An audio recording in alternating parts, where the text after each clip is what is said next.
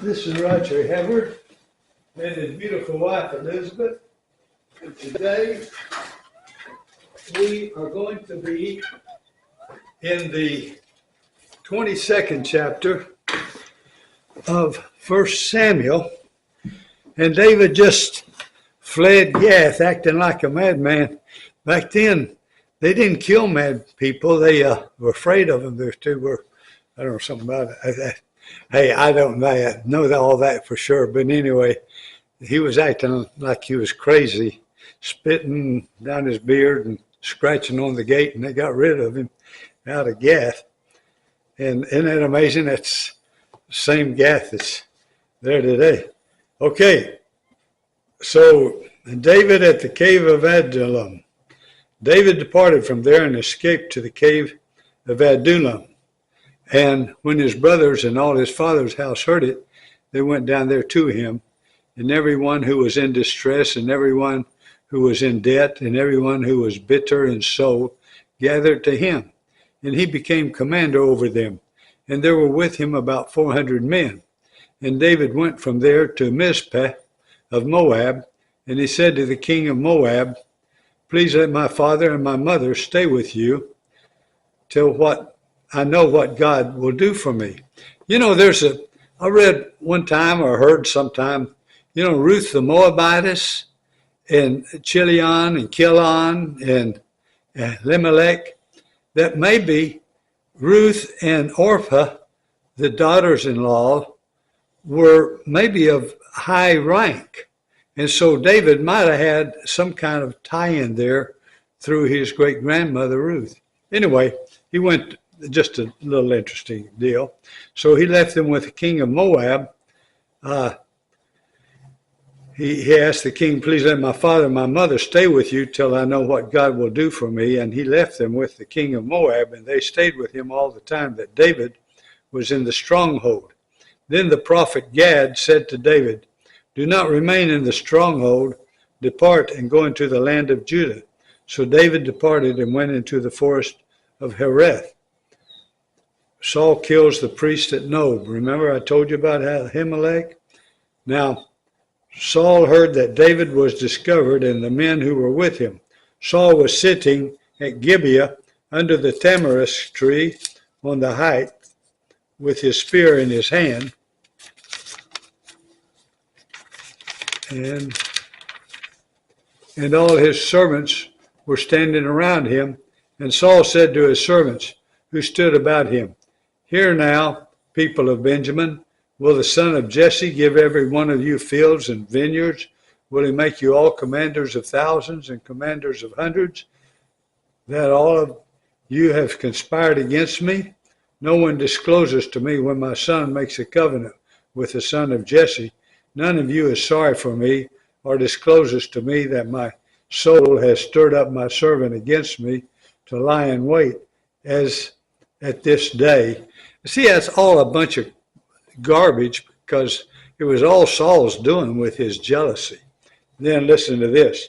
Then answered Dog the Edomite, D-O-E-G, dog. I call him a dog.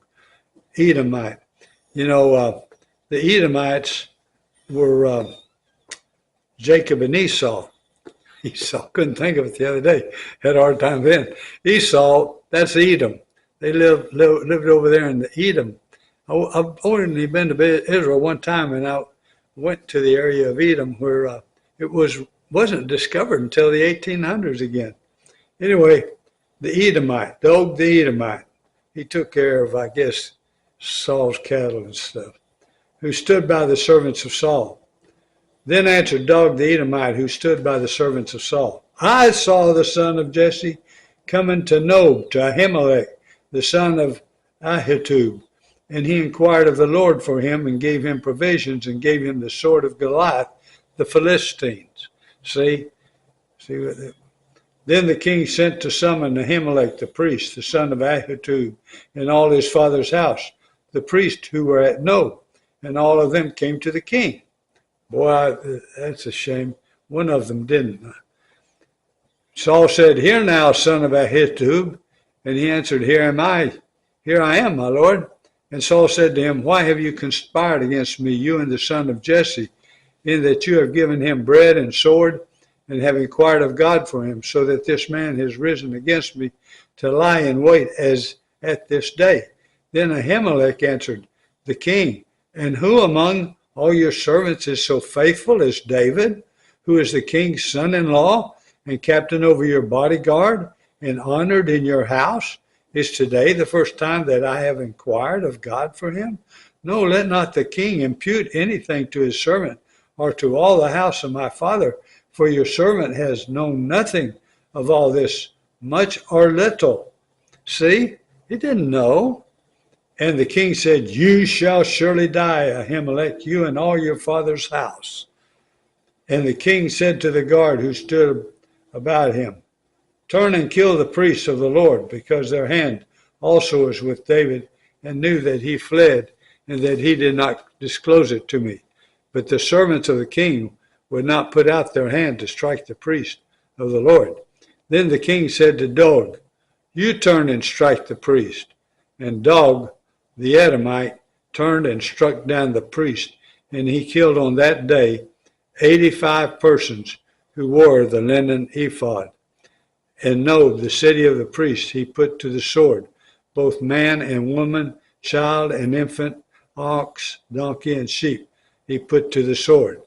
But one of the sons of Ahimelech, the son of Ahitub, named Abiathar, escaped and fled after David.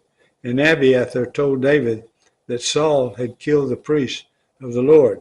And David said to Abiathar, I knew on that day when Dog the Edomite was there that he would surely tell Saul, I have occasioned the death of all the persons of your father's house. Stay with me. Do not be afraid, for he who seeks my life seeks your life. With me you shall be in safekeeping. Wow. Isn't that horrible? Wow.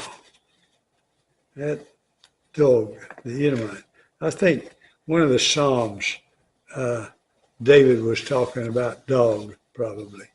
Anyway, as you can see, I did not like Dog. All right, or whatever you want to call him. I'm sure I'm calling him the incorrect name. D-O-E-G, Doeg, but you could call him anything you want to, I guess.